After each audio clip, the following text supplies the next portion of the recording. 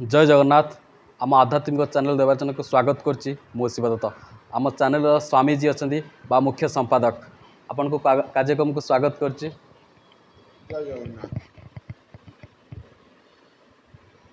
अच्युतं गोलकनाथम साक्षात विष्णु स्वरूपकम कलिजुगे विहरंच कलिकलमुषनाशाय अंग अच्युतानंद गोविंद जशवंत नमस्तुते बलराम जगन्नाथ श्री अनंत माधवाय नमो नमः। श्री सीतानाथ समारंभ श्रीरामानंदार्य मध्यमाम अस्मदाचार्य पर्यंताम वंदे श्री गुरु परंपरा। श्री परम ब्रह्मणे गुरुदेवाय नमः। परात्पर गुरुदेवाय नमः। परमेष्टि गुरुदेवाय नमः। श्रीमद् भगवत पाद रामानंदाचार्य उत्कल पीठाधीश्वरम जगत गुरु वंदे। अनेक घटना घटबार अच्छे मीनश्रेणी नहीं अनेक वितर्क होती जेहेतु अनेक मान घटना कहते मीनश्रेणी ये तो वास्तव तो लोक मान विभ्रांतिकर जहाँकि आज आम चैनल माध्यम अनेक दर्शक मान को स्वागत योग्य पदक्षेप दिया जा हौ मालिका मालिका होकर बहुत लोक बोबौचंती ये मालिका आउ तार भित्तिभूमि रे नहीं। केते लोक कहउचंती मालिका बोली किसी शब्द नहीं। केते लोक कहउचंती मालिका रे आज कहा घरे छुआ जन्म हेले कहा घरे हांडी रे चाउल फुटिले मालिका रे लेखा अछि। आउ किछु कहउचंती कोठी विमान दुर्घटना हला कोठी ट्रेन बाड़ी हे गला कोठी लोक मरी गले कोठी दला चकटा हला सीए मालिका रे अछि।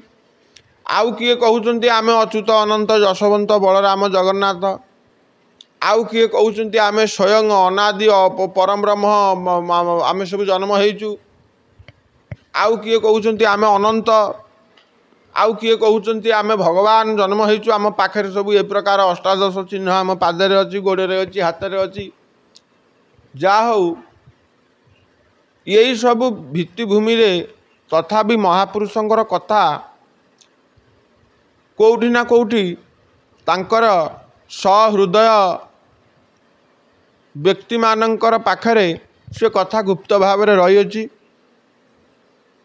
आज नुह दीर्घ 20 वर्ष धरी आमे दीर्घ 7 वर्ष बयसरू छतियारू छताबट जेतेबेले पादरे चाली चाली आमे भ्रमण करथलु।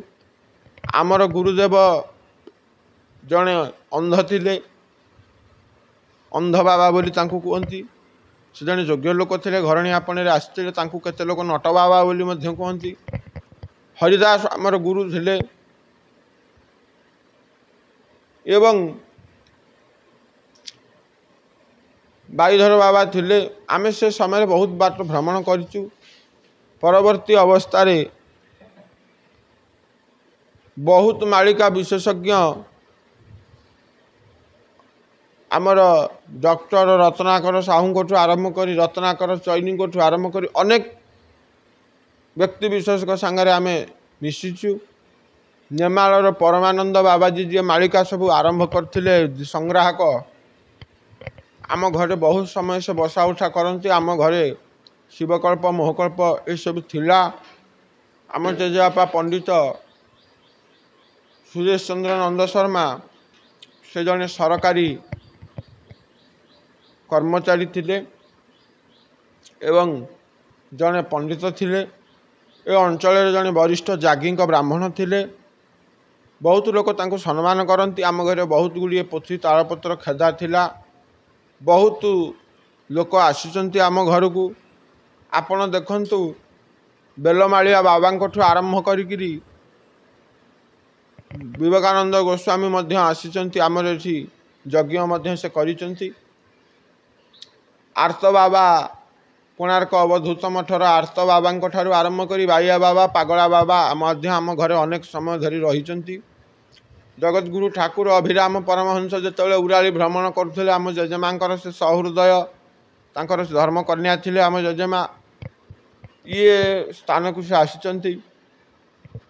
सर्वोपरि भाव में आमर एठू अनति दूर वैदुर्य गंड ଶଙ୍ଖତ୍ରାସ ଶଙ୍ଖମୁହା ଶଙ୍ଖପୋଲ ବରାହନାଥ ବରାହବଟ ପାଖରେ ଥିବା 1000 ବର୍ଷର ପୁରାତନ ବୃନ୍ଦାବନର ନାଗା ସନ୍ନ୍ୟାସୀମାନଙ୍କ ଦ୍ୱାରା ପ୍ରତିଷ୍ଠିତ ଶ୍ରୀ ସିଦ୍ଧ ଗୋସ୍ୱାମୀ ମଠର ମହନ୍ତ ଚନ୍ଦ୍ରଶେଖର ନନ୍ଦ ନୀଳାଦ୍ରି ନନ୍ଦ ଏବଂ ତାପରେ ଆମର ବହୁତ ସମୟରେ ଆସିଛନ୍ତି ମହନ୍ତମାନେ, ସେ ପରମ୍ପରା ମଧ୍ୟ ଗୁରୁପାଦ ପରମ୍ପରା ରହିଛି।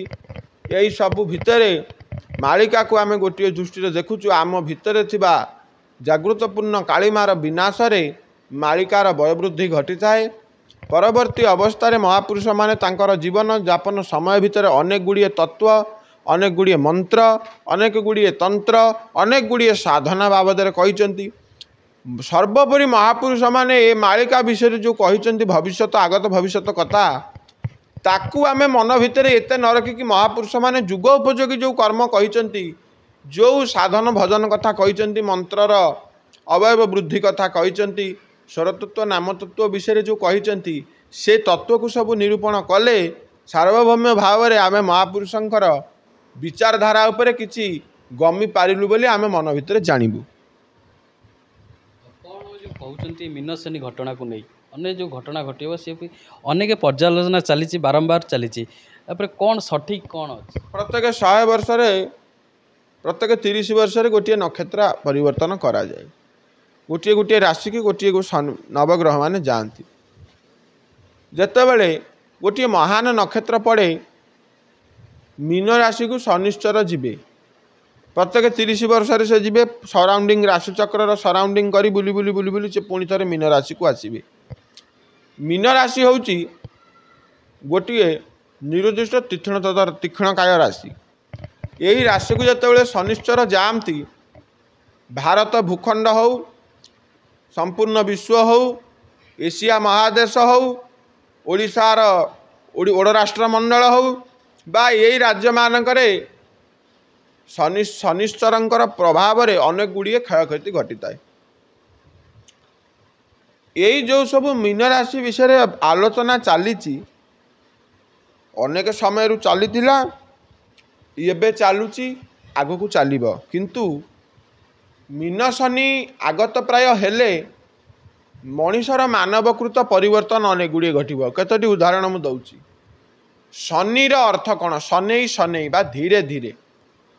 ଆଗାମୀ ସମୟକୁ ଯେଉଁ ବିପର୍ଯ୍ୟୟ ଗୁଡ଼ିକ ଘଟିବ ସେସବୁ ଧୀରେ ଧୀରେ ଘଟିବ। କୌଣସି ବିପର୍ଯ୍ୟୟ ହଠାତ୍ କି ଘଟେ ନାହିଁ।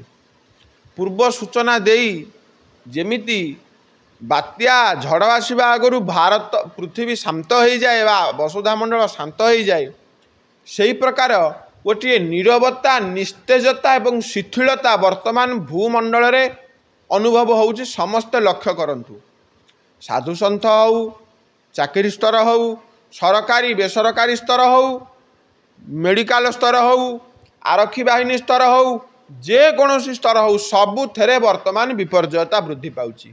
ଗୋଟିଏ କଥା, ବର୍ତ୍ତମାନ ଶ୍ରୀମନ୍ଦିରରେ ବହୁତ ପ୍ରକାର ଅବୟବ ବୃଦ୍ଧି ବର୍ତ୍ତମାନ ବିପର୍ଯ୍ୟୟତା ଘଟୁଛି। ସେବାୟତମାନଙ୍କ ଭିତରେ ଗଣ୍ଡଗୋଳ ହେଉ, ଆରକ୍ଷୀ ବାହିନୀମାନଙ୍କ ଭିତରେ ନିଜର କାର୍ଯ୍ୟକୁ ନେଇକରି ଶିଥିଳତା ହେଉ, ପିସି କାରବାର ହେଉ, ସାଧୁସନ୍ଥଙ୍କ ଭିତରେ ବିପର୍ଯ୍ୟୟତା, କୌଣସି ବିବାଦୀୟ ମନ୍ତବ୍ୟକୁ ଦେଇ ସେମାନେ ସାମ୍ନାକୁ ଆସିବା ଏବଂ ବଦନାମ ହେବା, ଅନେକ ଗୁଡ଼ିଏ ଅପକର୍ମ କରି ଲୋକମାନେ ଧରା ପଡ଼ିବା, ବହୁତ ଗୁଡ଼ିଏ ଆମର କଳାଧନକୁ ରଖି ଭିଜିଲାନ୍ସ ହାତରେ ରେଡ୍ ହେବା, ଯନ୍ତ୍ରୀ ମନ୍ତ୍ରୀ ତନ୍ତ୍ରୀ ସହକାରେ ସମସ୍ତେ ୟାକୁ ଭୋଗୁଛନ୍ତି। ଚନ୍ଦ୍ରକଳ୍ପରେ ଲେଖିଛନ୍ତି, ଶଙ୍କର ହୋଇବେ କିଙ୍କର ପରାୟ ଅଙ୍କୁର ବୀଜ ହୋ ଯେତେ, ବର୍ଣ୍ଣ ଶଙ୍କର ଯେ ଜାତ ହେବେ ମହି ରାଜ୍ୟ ପଡ଼ିବ ଆତଙ୍କେ, କାମିନୀ ରଙ୍କା ସେ କିଙ୍କର ପରାୟ ଅଙ୍କ ବାଙ୍କ ଯିବ ବରି, ଯୋଗୀ ଠାରୁ ଚାଷୀ ଯେତେ ବ୍ରହ୍ମ ଋଷି ସର୍ବେ ପାପେ ଯିବେ ସରି। ଯୋଗୀ ଠାରୁ ଚାଷୀ ପର୍ଯ୍ୟନ୍ତ ଦେଖ, ସବୁ ଜାଗାରେ ମାନବକୃତ ପରିସ୍ଥିତି ବର୍ତ୍ତମାନ ବିପର୍ଯ୍ୟୟ ଭାବରେ ବୃଦ୍ଧି କରୁଛି। ତେଣୁ କରି ମହାପୁରୁଷମାନେ ଯେଉଁ ମହାନ କଥା ଗୁଡ଼ିକ କହିଛନ୍ତି, ଯୁଗର ଆଗାମୀ ସମୟକୁ ମଣିଷ କେଉଁ ପ୍ରକାର ଶାନ୍ତିରେ ବଞ୍ଚିବ, ସେଇ ଯେଉଁ ଯୋଗମାର୍ଗର କଥା, ଆତ୍ମା ପୂଜନର କଥା, ମନ୍ତ୍ରର କଥା, ସାଧନର କଥା, ନାମର କଥା, ଆକୁ ଯଦି ମଣିଷ ଟିକେ ମନ ଭିତରେ ଆଣିବ, ନିଶ୍ଚିତ ଭାବରେ ଆଗାମୀ ସମୟକୁ ତାର ପରିବର୍ତ୍ତନତା ଘଟିବ, ଏଥିରେ କୌଣସି ସନ୍ଦେହ ନାହିଁ। ଏବଂ କଳି ଯୋଡ଼ିଏ କଥା ମୁଁ କହିଛି, ଗୋଟେ କ ହର୍ଷଉ କାରଳି, କ ଦୀର୍ଘେଇ କାରଳି। এই ଯୋଡ଼ିଏ କଳି ଭିତରେ आम भितर कली लगी चली एवं कली रूपक राक्षस आम भितर प्रवेश कर सारी।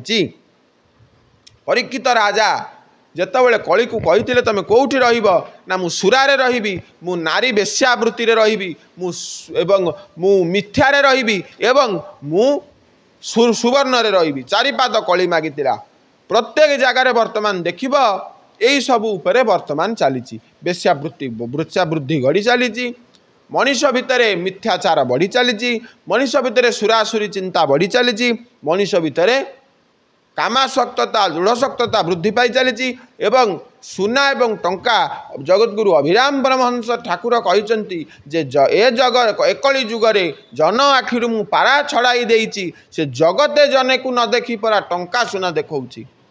वर्तमान परिस्थिति सबु मनीष लक्ष्य करंतु वर्तमान टंका और सुना भितर मनीष बंधा हो जाइछि ता आखि के किछि दिसु नै।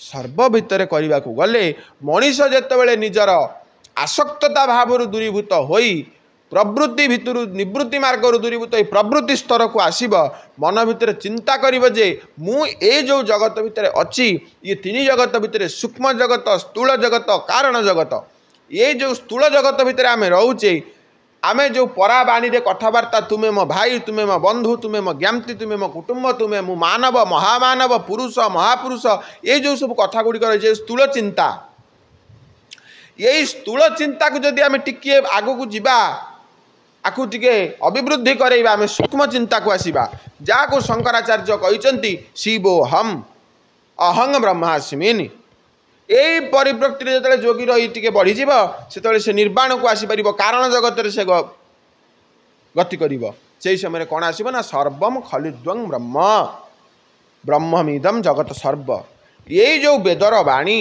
यही जो ब्रह्मर चिंता आम ब्रह्मसूत्र को देखंतु ब्रह्मसूत्र मध्य कहुई शंकराचार्य शंकर भाष्य कहते आनंद भाष्य जगतगुरु श्रीमद भगवत पाद जगतगुरु रामानंदाचार्य कहते श्रीमद आद्य शंकराचार्य भगवान कहते प्रत्येक जगार प्रत्येक साधु सन्थ मुनि ऋषि ज्ञानी गुणी माने आमको शास्त्र पुराण ग्रंथ भितर कहते जे जगत ब्रह्ममय जानी जगत को ब्रह्ममय देख सन्थ तोटापुरी प्रमाण कर कुकुर उपरे बसी खाई निजे कुकुर को खुआई एवं तांको लोक माने हास्यास्पद कर विष्णु परम स्थित विष्णु विष्णु स्वान मध्य ज विष्णु मानवांग विष्णु से कुकुर भितर जो विष्णु मो भितर से विष्णु तेणु करी रूप भिन्न भिन्न प्राण तो अभिन्न आत्मा तो चिन्हना चंडाल ब्राह्मण यही ब्रह्म भितर जदि सर्वम खलिद्वं ब्रह्म ताले आमे समस्त होचे ब्राह्मण वेदाभ्यास भवेत विप्र ब्रह्म जानाति ब्रह्मज्ञ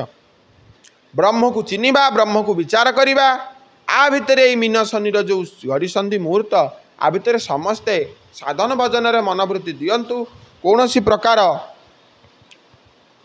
विवादीय कथा एवं कौन सी प्रकार भांडावी मंतव्य को मन भितर न दे पितामाता गुरु ब्राह्मणों सेवा करंतु एवं निज जीवन को श्रृंखलित करंतु। गोटे समाज भितर बंचिबा को हेले आमको केतोटी जिनिस रे चालिबा को पड़े केतोटी पारालाल दे आमको गति करबा को पड़े ये समाज भितर आमे प्रथमे शारीरिक सुस्थता मानसिक सुस्थता सामाजिक सुस्थता आम भितर आवश्यक शारीरिक सुस्थता आम भितर रहिबा आवश्यक मानसिक सुस्थता आम भितर जो चिंताधारा चली से चिंताधारा भितर आध्यात्मिकता आदि दैविकता आदि भौतिकता ए त्रिताप भितर आम जाई ईश्वर को चिंता करिबा सामाजिक भितर आम वृक्षरोपण अन्नदान जलदान परोपकार एवं हरिनाम मंत्र प्रचार एवं एकाक्षर मंत्र को विश्वविदित करवा उचित साधु सन्थर लक्षण यही कर्ममान कले आमे कलिजुगर मुक्ति पाई परिबा मीन शनि आमर केश सुधा स्पर्श करि परिबा नाही।